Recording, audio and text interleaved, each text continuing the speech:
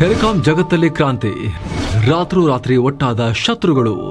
Musk ಕೈ ಹಿಡಿದ Ambani Airtel, cheap ಆಗುತ್ತಾ ಮೊಬೈಲ್ ಇಂಟರ್ನೆಟ್.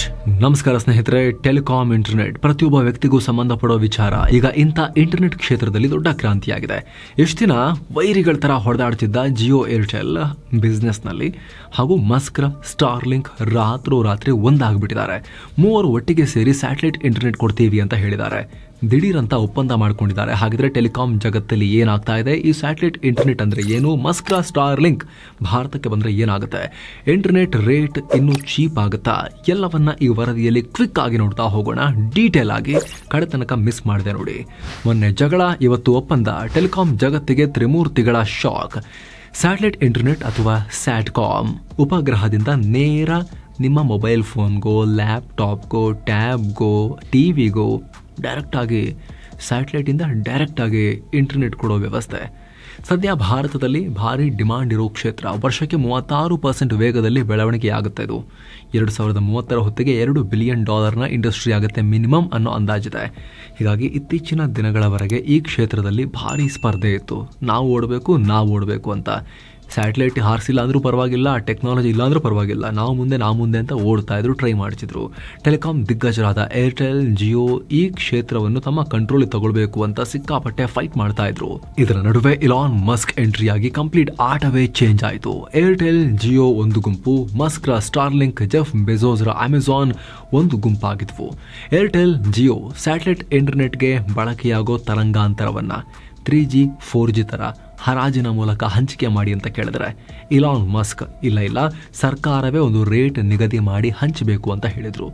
ಸರ್ಕಾರ ಮಸ್ಕ್ ಮಾತಿನಂತೆ ಹಂಚೋ ಸೂಚನೆ ಕೊಟ್ಟಾಗ ಅಂಬಾನಿ ರೊಚ್ಚಿಗೆದ್ದು ಟ್ರಾಯ್ಗೆ ಪತ್ರ ಬರೆದಿದ್ರು. ನಾವು ಆರಂಭದಿಂದಲೂ ದೇಶದಲ್ಲಿ ಇಂಟರ್ನೆಟ್ ಮೂಲಸೌಕರ್ಯ ಕೊಡ್ತಾ ಇದ್ದೀವಿ, ಕೆಲಸ ಮಾಡಿದೀವಿ ದೇಶದಲ್ಲಿ ನಾವು. ಹೀಗಿರುವಾಗ ನೀವೀಗ ಸ್ಯಾಟಲೈಟ್ ಇಂಟರ್ನೆಟ್ ಅಂತ ಡೈರೆಕ್ಟ್ ಆಗಿ ಅವ್ರಿಗೆ ಕೊಟ್ಬಿಟ್ರೆ ನಾವೆಲ್ಲ ಇಷ್ಟೆಲ್ಲ ಖರ್ಚು ಮಾಡಿಕೊಂಡು ಮೂಲಸೌಕರ್ಯ ಮಾಡಿದವರು ಎಲ್ಲಿಗೆ ಹೋಗಬೇಕು? ಲೆವೆಲ್ ಪ್ಲೇಯಿಂಗ್ ಫೀಲ್ಡ್ ಇರಬೇಕು, ಹರಾಜಾಗಲೇಬೇಕು ಅಂತ ಪಟ್ಟು ಹಿಡಿದ್ರು. ಅಂಬಾನಿ ಮಾತಿಗೆ ಅವರ ಬದ್ಧ ಪ್ರತಿಸ್ಪರ್ಧಿ ಏರ್ಟೆಲ್ನ ಸುನಿಲ್ ಮಿತ್ತಲ್ ಕೂಡ ಧ್ವನಿಗೂಡಿಸಿದ್ರು. ಆಗ ಮತ್ತೆ ರಿಯಾಕ್ಟ್ ಮಾಡಿದ ಮಸ್ಕ್, ಭಾರತ ಎಲ್ಲೂ ಇಲ್ಲದ ರೂಲ್ಸ್ ತರಬಾರದು, ಎಲ್ಲ ರಾಷ್ಟ್ರಗಳಲ್ಲೂ ಹೇಗೆ ಹಂಚಿಕೆ ಆಗುತ್ತೋ ಹಾಗೆ ಹಂಚಿಕೆ ಮಾಡಿ ಅಂತ ಮಾತನಾಡಿದ್ರು. ಅಷ್ಟು ಮಾತ್ರ ಅಲ್ಲ, ರಿಲಯನ್ಸ್ಗೆ ಕಾಲೆಳೆದ್ರು. ಕಾಂಪಿಟೇಷನ್ಗೆ ಹೆದರಬೇಡ್ರಿ, ನೀವು ಬನ್ರಿ ಕಾಂಪೀಟ್ ಮಾಡ್ರಿ ಅಂತ ಕಾಲೆಳೆದಿದ್ರು. ಎಲ್ಲಿ ಈ ವಿಚಾರ ಕೋರ್ಟ್ ಮೆಟ್ಟಿಲು ತಲುಪಿ ಸ್ಯಾಟಲೈಟ್ ಇಂಟರ್ನೆಟ್ ಭಾರತದಲ್ಲಿ ಬರೋದೇ ಇಲ್ವೇನೋ ಅನ್ನೋ ರೀತಿಲಿ ಆಗೋಗಿತ್ತು. ಅದು ತುಂಬಾ ಲೇಟ್ ಆಗುತ್ತೆ ಅನ್ನೋ ಥರದಲ್ಲಿತ್ತು. ಆದರೆ ಈಗ ನೋಡಿದ್ರೆ ಮಸ್ಕ್ ಅಂಬಾನಿ ಮತ್ತು ಏರ್ಟೆಲ್ ಇಬ್ಬರ ಕೈ ಜೋಡಿಸ್ಬಿಟ್ಟಿದ್ದಾರೆ. ಭಾರತದಲ್ಲಿ ಸ್ಯಾಟಲೈಟ್ ಇಂಟರ್ನೆಟ್ ಕೊಡೋಕೆ ಸ್ಟಾರ್ಲಿಂಕ್ನವರು ಜಿಯೋ, ಏರ್ಟೆಲ್ ಇಬ್ಬರ ಜೊತೆಗೂ ಪ್ರತ್ಯೇಕ ಒಪ್ಪಂದ ಮಾಡಿಕೊಂಡಿದ್ದಾರೆ. ಹಾಗಿದ್ರೆ ಈ ಸಡನ್ ಮನ ಪರಿವರ್ತನೆಗೆ ಕಾರಣ ಏನು? ಸಂಘರ್ಷಕ್ಕಿಂತ ಸ್ನೇಹದಲ್ಲಿ ಲಾಭ. ಸ್ನೇಹಿತರೆ, ಜೀವನ ಇರಲಿ ಅಥವಾ ಯಾವುದೇ ಉದ್ಯಮ ಇರಲಿ, ಯಾವಾಗಲೂ ಕಿತ್ತಾಡೋದಕ್ಕಿಂತ ಪರಸ್ಪರ ಕೋಆಪರೇಷನ್ ಇದ್ರೆ ಎಲ್ರಿಗೂ ಲಾಭ. ಇಲ್ಲಿ ಟೆಲಿಕಾಂ ತ್ರಿಮೂರ್ತಿಗಳು ಕೂಡ ಅದೇ ಬೇಸಿಸ್ನ ಫಾಲೋ ಮಾಡಿರೋ ರೀತಿ ಕಾಣಿಸ್ತಾ ಇದೆ. ಏರ್ಟೆಲ್, ಜಿಯೋ ಸರ್ಕಾರದೊಂದಿಗೆ ಎಷ್ಟೇ ಲಾಬಿ ಮಾಡಿ ಗುದ್ದಾಡಿ ಸ್ಟಾರ್ ಲಿಂಕ್ಗೆ ಲಾಸ್ ಆಗುವಂತೆ ಮಾಡ್ಬೋದು ಬೇಕಾದ್ರೆ. ಆದರೆ ಕೂಡಲೇ ಸ್ಯಾಟಲೈಟ್ ಇಂಟರ್ನೆಟ್ ಕೊಡೋಕೆ ಇವ್ರ ಕೈಲಾಗುತ್ತಾ? ಆಗಲ್ಲ. ಯಾಕಂದ್ರೆ ಅದಕ್ಕೆ ಬೇಕಾದ ಇನ್ಫ್ರಾಸ್ಟ್ರಕ್ಚರ್, ಸ್ಯಾಟಲೈಟ್ ಟೆಕ್ನಾಲಜಿ ಜಿಯೋ ಬಳಿ ಇಲ್ಲ. ಏನೋ ಸ್ನೇಹಿತರೆ, ವರದಿಯಲ್ಲಿ ಮುಂದುವರಿಯೋಕ್ಕಿಂತ ಮುಂಚೆ ಕಾಶಿ ಅಯೋಧ್ಯೆಗೆ 7 ಸ್ಯಾಂಡ್ಸ್ ಟೂರಿಸಂ ಕಂಪನಿ ಮತ್ತೊಂದು ಟ್ರಿಪ್ ಆಯೋಜಿಸಿದೆ. ಆಫರ್ ಪ್ರೈಸ್ ಕೇವಲ 39,500 ಮಾತ್ರ. Kashi Ayodhya Triveni Sangam Gaya Bodh Gaya 4 night 5 days trip ಇದು. ಇದರಲ್ಲಿ flight tickets, 3 star hotel stay, all meals, ದರ್ಶನ, AC transport, boating and auto charges, 24/7 tour manager ಸೌಲಭ್ಯ ಎಲ್ಲವೂ ಇರುತ್ತೆ. ವಿಶೇಷವಾಗಿ ಹಿರಿಯ ನಾಗರಿಕರಿಗೆ ಸ್ಪೆಷಲ್ ಕೇರ್ ಕೂಡ ಇರುತ್ತೆ. ಹೊರಡೋ ದಿನ 4 ಏಪ್ರಿಲ್ 2025. ಕೆಲವೇ ಸೀಟುಗಳು ಲಭ್ಯ. ಆಸಕ್ತರು ಈ ನಂಬರ್ಗೆ ಕಾಲ್ ಮಾಡೋ ಮೂಲಕ ನಿಮ್ಮ ಸೀಟನ್ನ ಕೂಡ ಬುಕ್ ಮಾಡಬಹುದು. ಬನ್ನಿ ಈಗ ವರದಿಯಲ್ಲಿ ಮುಂದುವರಿಯೋಣ. ಏರ್ಟೆಲ್ ಒನ್ ವೆಬ್ ಜೊತೆಗೆ ಜಿಯೋ SS ಏನೋ ಸ್ಯಾಟಲೈಟ್ ಇಂಟರ್ನೆಟ್ ಕಂಪನಿಯೊಂದಿಗೆ ಅಗ್ರಿಮೆಂಟ್ ಮಾಡಿಕೊಂಡಿದ್ದಾರೆ. ಆದರೆ ಈ ಕಂಪನಿಗಳು ಇಂಟರ್ನೆಟ್ ಒದಗಿಸಬೇಕು ಅಂದರೆ ಕನಿಷ್ಠ 5-6 ವರ್ಷ ಬೇಕು. ಯಾಕಂದರೆ ಸ್ಯಾಟ್ಕಾಮ್ನ ಅಸ್ತಿತ್ವವೇ ಬಾಹ್ಯಾಕಾಶಕ್ಕೆ ಎಷ್ಟು ಉಪಗ್ರಹವನ್ನು ಹಾರಿಸ್ತೀರಿ ಮೇಲೆ ಅನ್ನೋದ್ರ ಮೇಲೆ. ಸದ್ಯ ಈ ವಿಚಾರದಲ್ಲಿ ಮಸ್ಕ್ ಸ್ಟಾರ್ಲಿಂಕ್ ವರ್ಲ್ಡ್ ಲೀಡರ್. ತಮ್ಮದೇ ಸ್ವಂತ ಬಾಹ್ಯಾಕಾಶ ಕಂಪನಿ ಕೂಡ ಇರೋದ್ರಿಂದ ಮಸ್ಕ್ ದೀಪಾವಳಿ ರಾಕೆಟ್ ಹಾರಿಸದಂತೆ ಪದೇ ಉಪಗ್ರಹ ಹಾರಿಸ್ತಾ ಇದ್ದಾರೆ. ಈಗ ಆಲ್ರೆಡಿ ಲೋ ಅರ್ತ್ ಆರ್ಬಿಟ್ನಲ್ಲಿ ಭೂಮಿಯ ಕೆಳಕಕ್ಷೆಯಲ್ಲಿ 6,750 ಸ್ಯಾಟಲೈಟ್ನ ತಲುಪಿಸ್ಬಿಟ್ಟಿದ್ದಾರೆ. ಎಷ್ಟು ಇನ್ನೊಂದ್ಸಲ ಹೇಳ್ತೀವಿ ಕೇಳಿ. ಲೋ ಅರ್ತ್ ಆರ್ಬಿಟ್ ಲಿಯೋನಲ್ಲಿ 6,750 ಉಪಗ್ರಹಗಳನ್ನು ಸ್ಥಾಪಿಸಿದ್ದಾರೆ. ಉಳಿದ ಕಂಪನಿಗಳು ಇನ್ನು 100, 200 ಮತ್ತೊಂದು ಅಂಥೇಳಿ ಕುಂಟ್ತಾ ಇರೋ ಟೈಮ್ನಲ್ಲಿ ಇವರು ಆಲ್ರೆಡಿ ಎಲಾನ್ ಮಸ್ಕ್ ಕಂಪ್ಲೀಟ್ ಆಗಿ ಆಕಾಶದಲ್ಲಿ ತಾರಾಗಣವನ್ನೇ ಸೃಷ್ಟಿ ಮಾಡ್ಕೊಂಡ್ಬಿಟ್ಟಿದ್ದಾರೆ. ಅವ್ರನ್ನ ಮ್ಯಾಚ್ ಮಾಡಬೇಕು ಅಂದರೆ ಉಳಿದವರಿಗೆ ಇದಿಷ್ಟೇ ಸ್ಲೋ ಹೋದರೆ ದಶಕಗಳಾದರೂ ಬೇಕಾಗತ್ತೆ. ಈ ಫಾಸ್ಟಾಗಿ ಹೋದರೆ 5-6 ವರ್ಷನಾದ್ರೂ ಬೇಕು. ಅಷ್ಟರಲ್ಲಿ ಸ್ಟಾರ್ ಲಿಂಕ್ ಮಾರ್ಕೆಟ್ಗೆ ಇಳಿದು ಲೀಡರ್ ಆಗಿ ಎಲ್ಲ ರೂಲ್ ಮಾಡೋದು ಗ್ಯಾರಂಟಿ. ಹೀಗಾಗಿ ಅಲ್ಲಿವರೆಗೂ ಕಾಯೋದ್ರಲ್ಲಿ ಅರ್ಥ ಇಲ್ಲ. ಜೊತೆಗೆ ಸ್ಯಾಟಲೈಟ್ ಇಂಟರ್ನೆಟ್ ಅನ್ನೋದು ಅಷ್ಟು ಸುಲಭದ ಕ್ಷೇತ್ರ ಅಲ್ಲ. ಸಾಕಷ್ಟು ಅಡ್ವಾನ್ಸ್ ಟೆಕ್ನಾಲಜಿ, ಎಂಜಿನಿಯರಿಂಗ್ ಬೇಕಾಗುತ್ತೆ. ಸ್ಟಾರ್ ಲಿಂಕ್ ಜೊತೆ ಕೈ ಜೋಡಿಸಿದ್ರೆ ಆ ಅಡ್ವಾನ್ಸ್ ಸ್ಯಾಟಲೈಟ್ ಟೆಕ್ನಾಲಜಿ ಕೂಡ ಸಿಗುತ್ತೆ ಅನ್ನೋದು ಏರ್ಟೆಲ್ ಜಿಯೋ ಲೆಕ್ಕಾಚಾರ. ಜೊತೆಗೆ ಸ್ಟಾರ್ ಲಿಂಕ್ ಹತ್ರ ಟೆಕ್ನಾಲಜಿ ಇರ್ಬೋದು, ಆದರೆ ಅದನ್ನು ಡಿಪ್ಲಾಯ್ ಮಾಡೋಕೆ ಭಾರತದಲ್ಲಿ ವ್ಯವಸ್ಥೆ ಇಲ್ಲ.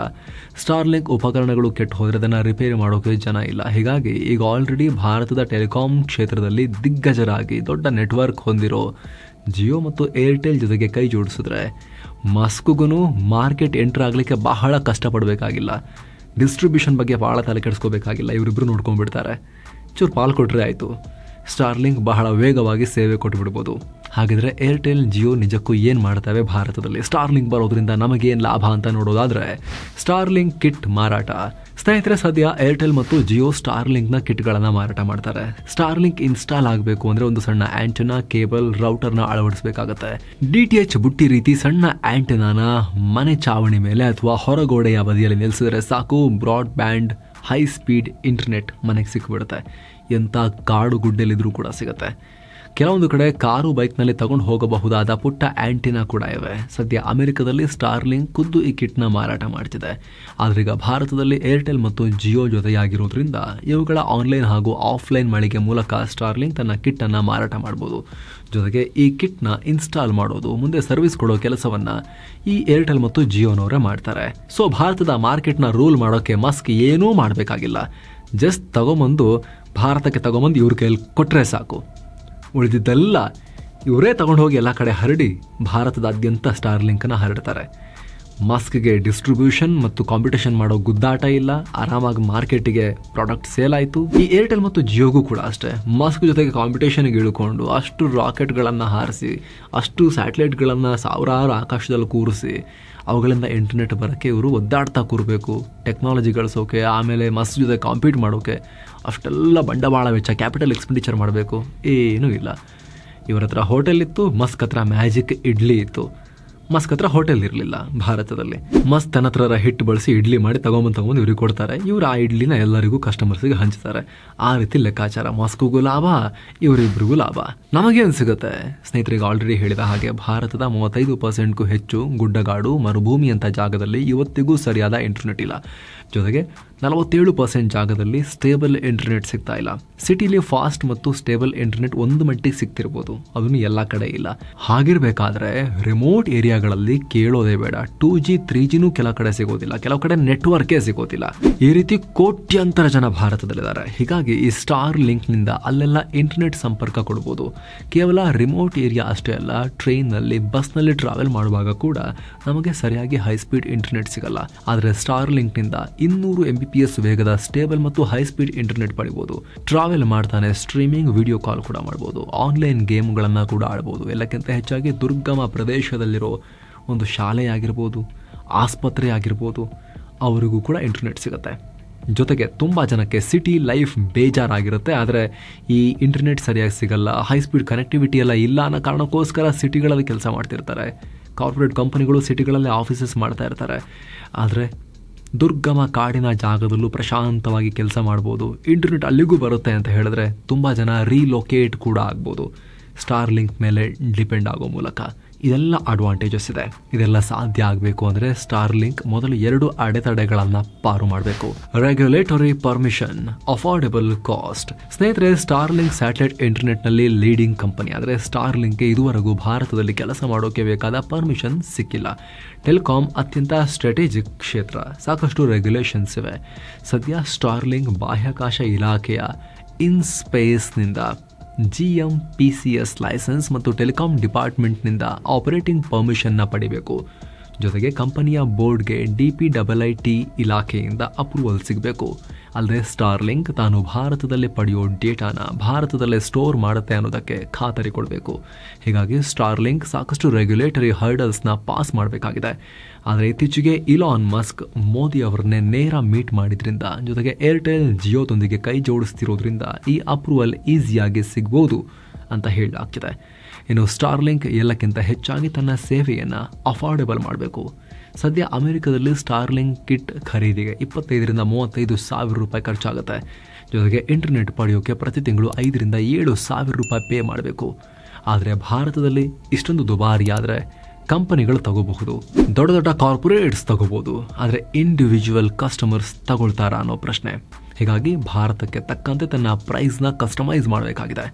ಆದರೆ ಇಲ್ಲೂ ಕೂಡ ಜಿಯೋ ಏರ್ಟೆಲ್ ಜೊತೆಗೆ ಕೈ ಜೋಡಿಸಿರೋದ್ರಿಂದ ಸ್ಟಾರ್ಲಿಂಕ್ಗೆ ಒಂದಷ್ಟು ಉಳಿತಾಯ ಆಗಬಹುದು. ಅಲ್ಲದೆ ಕೇಂದ್ರ ಸರ್ಕಾರ ಡಿಜಿಟಲ್ ಇಂಡಿಯಾಗೆ ಒತ್ತು ಕೊಡೋದ್ರಿಂದ ರಿಮೋಟ್ ಏರಿಯಾದಲ್ಲಿ ಇಂಟರ್ನೆಟ್ ಕೊಡೋಕೆ ಒಂದಿಷ್ಟು ಸಬ್ಸಿಡಿ ಕೂಡ ಕೊಡಬಹುದು ಅನ್ನೋ ಚರ್ಚೆ ನಡೀತಾ ಇದೆ.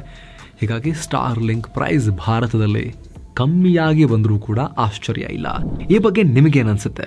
ನೀವು ಕೂಡ ಅರಣ್ಯ ಪ್ರದೇಶಗಳಲ್ಲಿರೋರಾದ್ರೆ ಅಥವಾ ನೀವು ಬೆಂಗಳೂರಲ್ಲಿರೋರಾದರೂ ಕೂಡ ನಿಮ್ಮ ಊರು ನಿಜವಾದ ಊರು ಅರಣ್ಯ ಪ್ರದೇಶಗಳಲ್ಲಿದ್ದರೆ ನೀವು ನಿಮ್ಮ ಊರಿನ ಮನೆಗೆ ಸ್ಟಾರ್ಲಿಂಕ್ ಹಾಕಿಸ್ತೀರಾ ಭಾರತಕ್ಕೆ ಬಂದಾಗ?